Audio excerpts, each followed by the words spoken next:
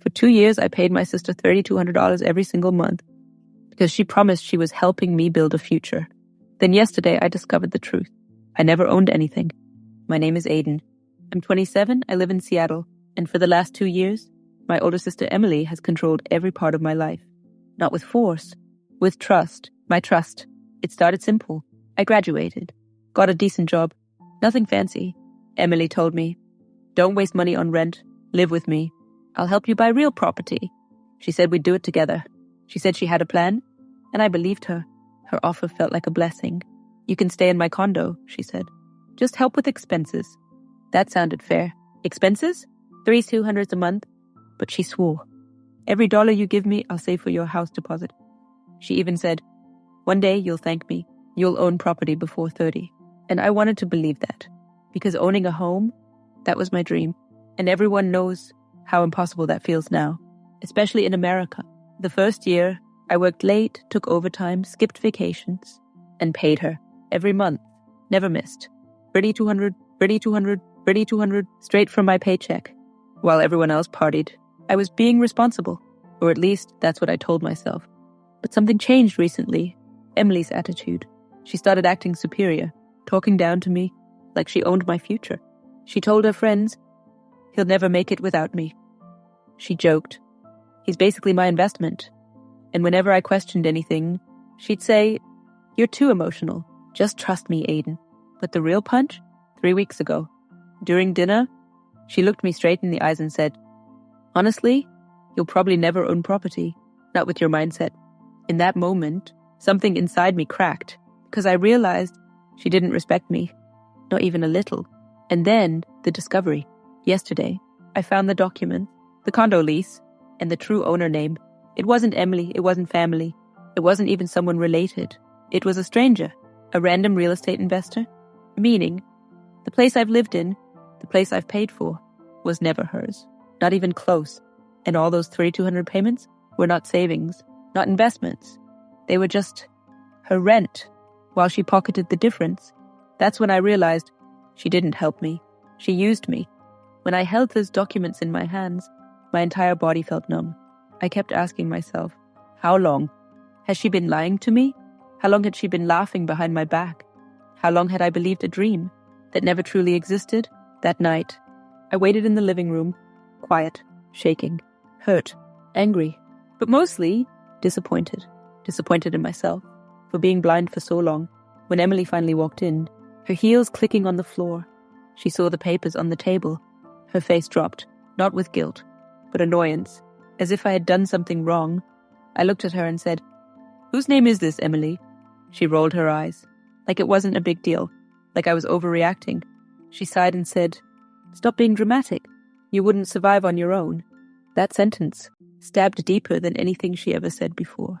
Not because of the words, but because she meant them. I showed her the transfer receipts, all 24 months, all the payments, every single dollar, $7,800, gone. And Emily didn't even flinch. Her voice turned cold, detached. She said, "You needed a roof. I provided it. End of story." I asked her, "So there is no house fund?" She laughed. Actually laughed, like I was a joke. "Aiden, I am the one who's responsible. You could never handle a mortgage." That sentence locked itself in my brain. You could never. My hands were shaking so bad, I could barely breathe. I wasn't angry because of the money. I was angry because for 2 years, I believed someone loved me enough to want a better future for me. But Emily didn't love me. She owned me, at least in her mind. Then she pointed toward the door and said, "Don't forget rent is due next week." As if nothing had happened. As if betrayal was normal. As if I was still trapped. But in that moment, I made a silent promise to myself. This ends. Now, that night I couldn't sleep. Every time I closed my eyes, I heard her voice. "You'll never own property. You could never handle a mortgage. You wouldn't survive on your own." Those words echoed like poison, over and over, until something inside me snapped. The next morning, I woke up before sunrise, and for the first time in 2 years, I didn't feel scared of leaving. I felt scared of staying. I walked through the apartment slowly, touching the walls I believed would one day be mine. My future, my peace, my security, everything I planned, everything I built in my mind, was a lie. I sat at the dining table, opened my laptop, and pulled up every receipt, every transfer, every message. Then I printed them, all of them, pages and pages, the truth, in black and white. Around 8 a.m., Emily came into the kitchen. She stared at the stack of papers, and without blinking she said, "Are you seriously still upset?" Her tone wasn't apologetic. It was irritated, annoyed that I dared to question instantly. I told her quietly. She froze. Her smile disappeared instantly. For the first time, she looked afraid. Not for me, but for herself. She grabbed my arm and whispered, "Don't be stupid. You need me." But I pulled my arm away, because she was wrong. I didn't need her. I needed to save myself. In that moment, her mask cracked, and her anger exploded. She screamed, "If you walk out of that door, don't expect to ever come back." My voice was shaking, but steady. Good. I packed everything I owned into 2 bags. Just 2, after 2 years. That hurt more than anything. Before I left, I placed the papers right on the couch. A mountain of lies. Proof of everything. I wanted her to see it, to feel it, to know I finally understood. And when I closed that door behind me, for the first time in a long time, I could breathe. But what happened next, I never saw coming, not even in my worst nightmare. I thought leaving would be the end, but it wasn't. It was only the beginning.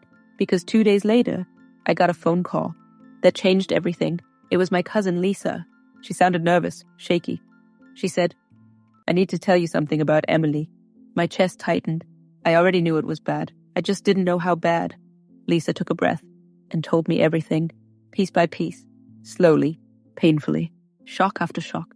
First, Emily never bought the place, not even half, not even a little. The apartment was fully rented, under her boyfriend's name, not hers, not mine, his. For 2 years, I had been paying his rent. Second, there was no savings account, no investment, no ownership plan, nothing.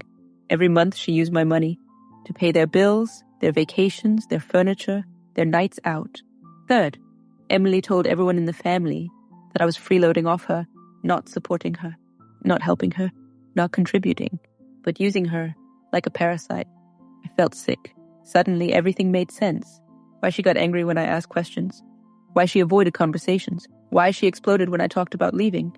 Because the truth was simple. I wasn't her tenant. I was her income. I felt betrayed, in a way I can't explain. Not just cheated financially, but emotionally, completely destroyed by the one person I trusted most. But the worst part? Lisa said something at the end that shattered me. She told us, "You'd never make it on your own."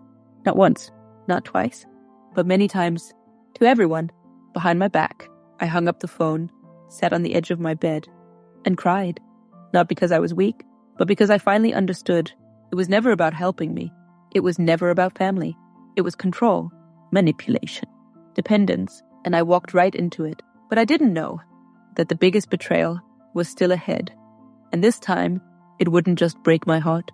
It would risk everything I owned, everything I had left. I didn't sleep that night, not even a minute. My head was burning. My chest felt tight. My hands were shaking. I kept repeating one question. Why would she do this to me? By morning, I made a decision. I needed answers, face to face. No more phone calls, no more texts, no more pretending.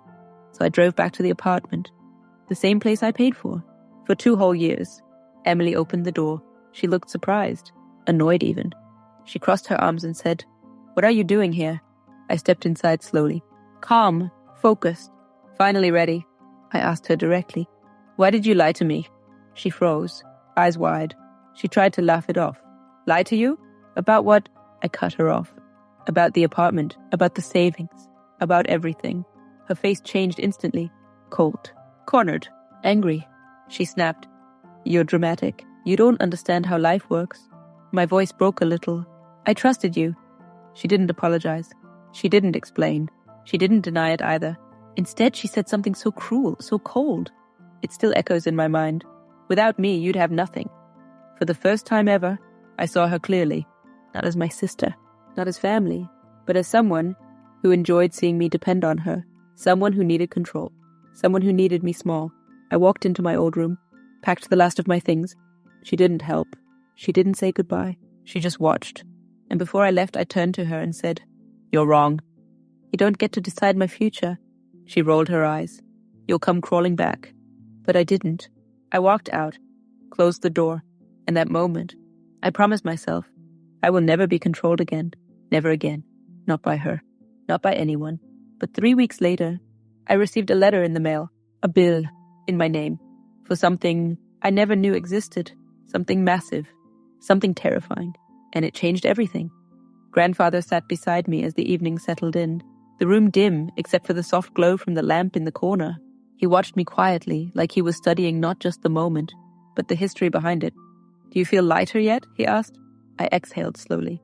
"I'm trying," I said, "but every time I breathe, I still feel guilty." He nodded. "That's normal. Guilt is the last chain to break. Silence. A peaceful, necessary silence." That night, I ignored every call, every number, every attempt to draw me back into their chaos.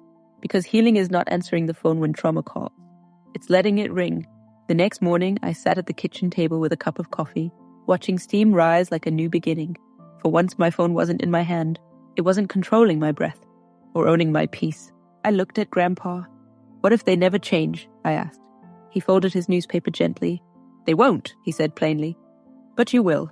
And somehow, that was enough.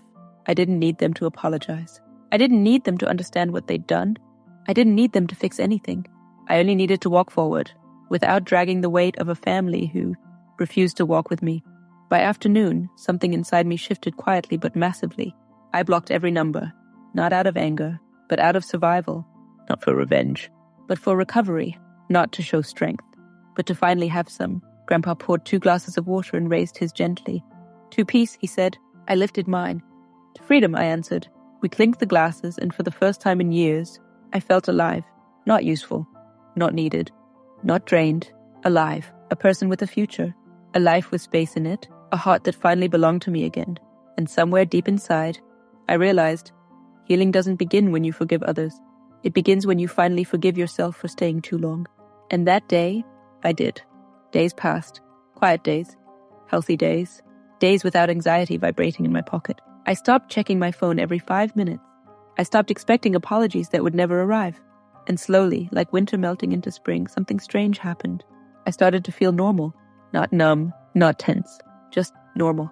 One evening, I sat outside on the porch, the sun sinking low behind the trees.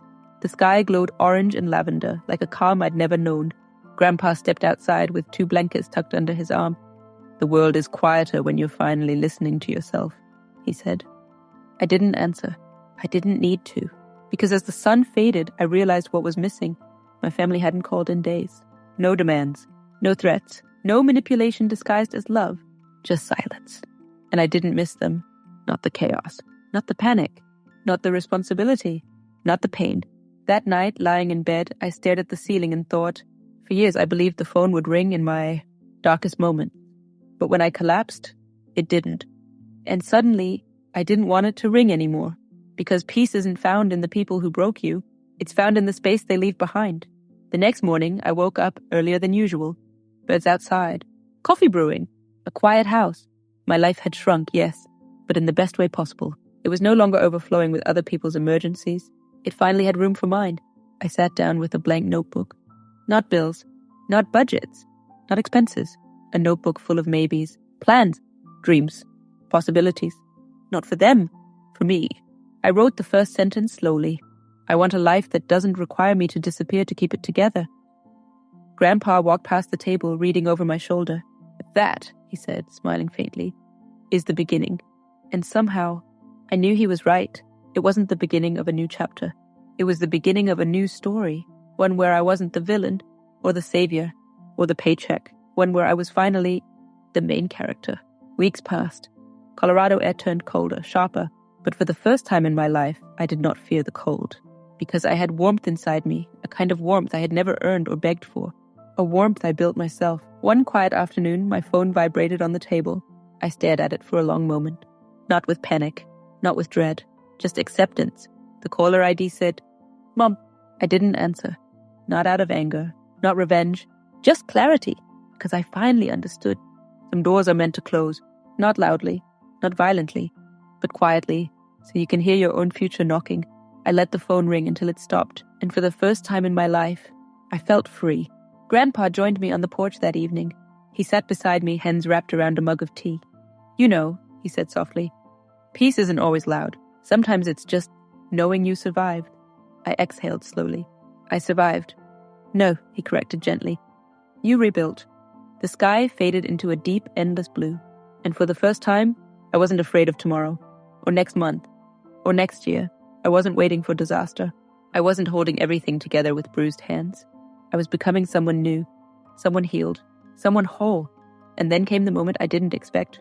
I smiled, not a tired smile, not a broken one, a real smile, like a weight I carried for years had finally slipped off. Because it had.